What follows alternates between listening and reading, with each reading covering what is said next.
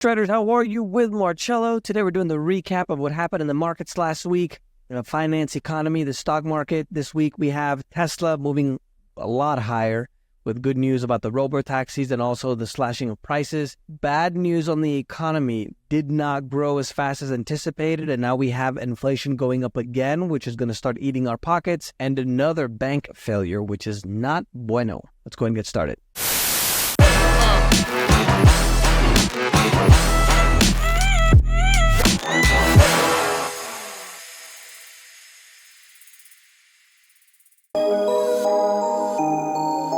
The U.S. economy grew at its slowest pace since 2022. The first 3 months of the year grew at a 1.6% annualized rate, or other words, only grew 0.4%, 0.40.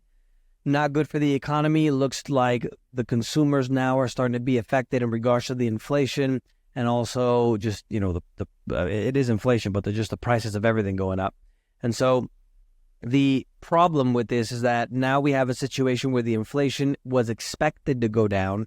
It's going up higher than expected, right? I believe it was at the 3.7% print, 0.1% more than expected. But the problem is that since it's still creeping up, that means that the Fed, which is the central bank of the United States, probably isn't going to raise rates as fast as we wanted them to. Now, that's not a good thing due to the fact that the economy in the United States is almost 70% consumer spending, meaning you and I going out and spending money is what almost 70% of the economy in the U.S. is. And so it looks like the consumers starting to scale back a little bit due to the situation with inflation, and might be not bueno for the economy, for the presidential election coming up either. Republic First Bank, another bank that is collapsed and seized by regulators. It was sold to another bank. This to me is kind of a red flag due to the fact that, everything was supposed to be okay. Everything was kind of fine. And all of a sudden just a bank collapses out of nowhere. Conspiracy Marcello says that they're going to do it on purpose. They're going to collapse the system to bring in the new digital currency where they're going to not allow you to buy meat and only drive 5 minutes from your house. Stay tuned next time on Conspiracy Marcello. There was a guy I saw on Instagram. He drives a Hyundai, one of the electric cars. And in an update that he took to the dealership, he read the terms and conditions, and it said things like, it can limit you from driving in certain places. They can control your car to allow you to only drive a certain distance from your home. So if you don't think that communism is coming, prepare yourself. All the stock markets, most around the world, all positive. The U.S., Europe, Latin America, the Middle East had half and half, positive and negative. And Asia even was mostly higher as well. This is due to the fact that the World War III phenomenon has calmed down a little bit. Iran actually said that they're not going to retaliate against Israel again. So it looks like for now, we're okay. World War III is pending still. Bitcoin and crypto news. We had the fourth halving event of Bitcoin. Essentially, since there's a certain amount of Bitcoin, I believe it's 21 million that can't be produced more of, what happens is they bring down the cost to mine it, or the rewards, I should say, to mine it. So this is the fourth time. Every time there is a halving, generally we see a little bit of an increase in the price or a little bit of movement in the price of Bitcoin. This time we didn't. For the week, Bitcoin is down. I accidentally deleted the percentage, but it got to 62,761 as of Saturday morning. Commodities, crude, it was at its lowest level since March. It came down a little bit. For the week, both the U.S. and also the international were both positive. The U.S. was at 83.85, while the international was at 89.50. And essentially what happens is, since we don't have this warning of World War III happening tomorrow, there's less uncertainty about what's going on with the economy. With less uncertainty, that means that people aren't as worried, so they stop kind of panic buying. And that's part of the reason why we didn't have that much movement in oil. Copper prices are on a run, though. It's a fifth positive week for copper. They got to 9,852 and change a ton. Remember, we still have that situation with cacao where it surged in price to over $11,000 per ton. So at one point, the cacao was actually more expensive than copper, believe it or not. And for the week, due to the fact that there isn't worries about the world war starting next week or tomorrow, precious metals were also down. Gold went down 2.30% to $2,338.40, while silver had a big move down over 5% negative to 27.26. Financial and banking news, ECB officials, the European Central Bank, said that they're planning to continue to drop the interest rates multiple times this year. This is in contrast now to what the U.S. is doing due to the fact that the interest rates in the United States may be delayed by our central bank due to the increase in inflation. And along with tensions in the Middle East, obviously keeps oil prices high. And remember that the higher oil prices are, the more that it affects inflation. And the reason why is because essentially the whole world runs on oil. If you want to ship something in the interior of the country in the United States, for example, you send it with a diesel-powered, oil-powered semi-truck. Europe is a little bit different. They have a lot of trains, but for the most part, most of the world basically runs that way with the huge semi-trucks running on gas. So the higher gas is, the higher oil is, the higher prices are because it kind of runs through the entire supply chain. The Japanese yen hit a multi-year low against Europe, the euro, and the dollar. The euro hit its highest point in 2008. It's super expensive. The sushi is amazing. So if you want to go to Japan, you might want to look into doing that soon because you've got a lot of buying power. And the U.S. Senate on Tuesday passed the package to provide billions in aid to Ukraine, Israel, and Taiwan. They gave $60 billion to Ukraine, $26 billion to Israel, $8 billion to Taiwan, and none for U.S. citizens. So keep going. Keep voting for the Uniparty. U.S. inflation worries grow. Investors are preparing for the 10-year Treasury note to surpass a 16-year high of 5%. So a Treasury note is essentially the debt of the United States. And, they have different time limits. This one is the one for the 10-year.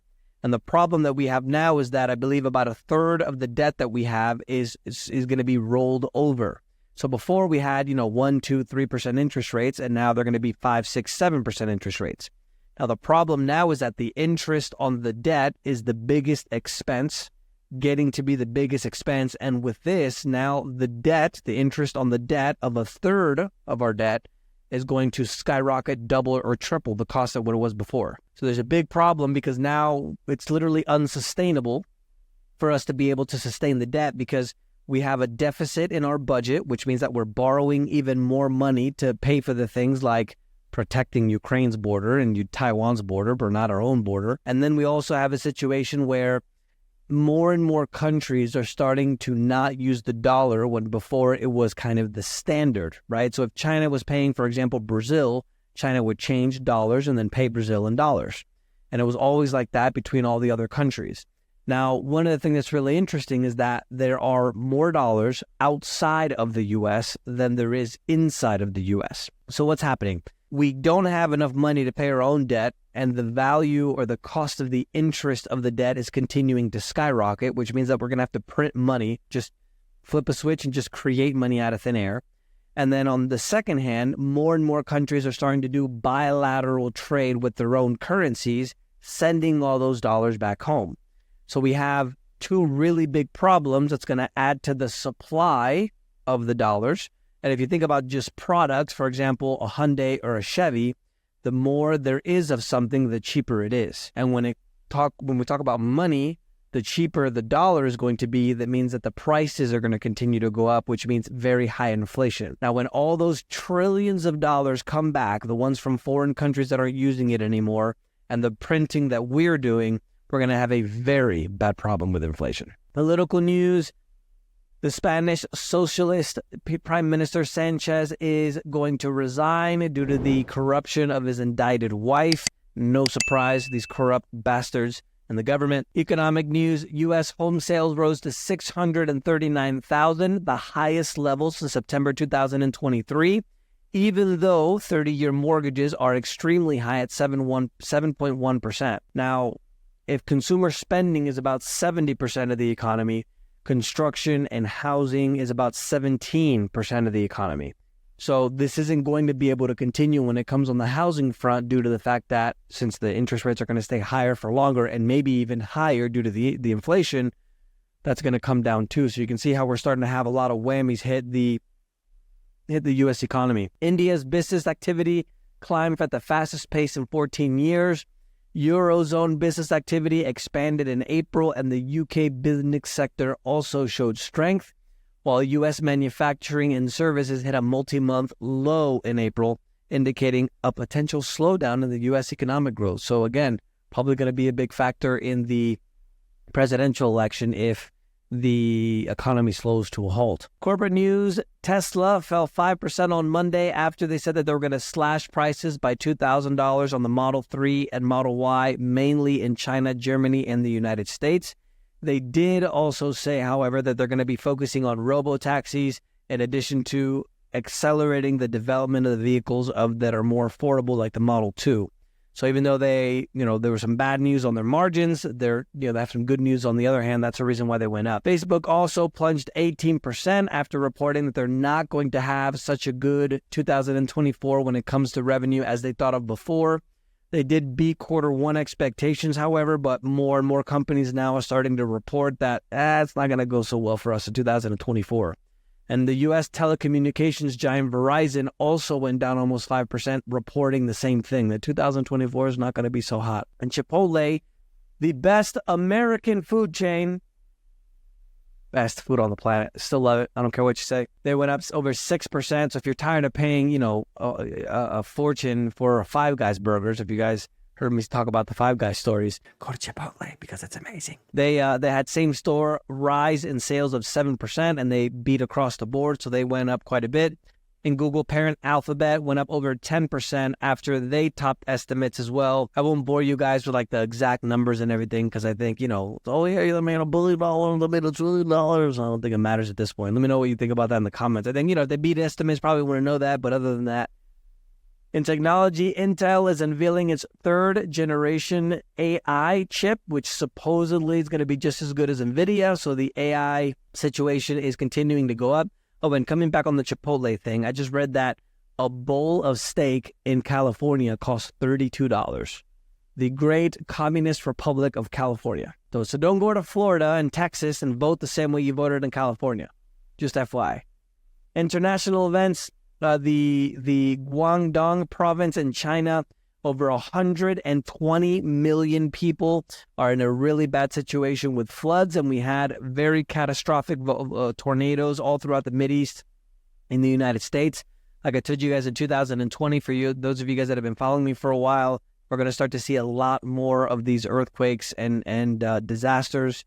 I think we're also probably going to see a really big earthquake in California, probably the next, I want to say within 3 years. All the insurance companies are starting to bail in California.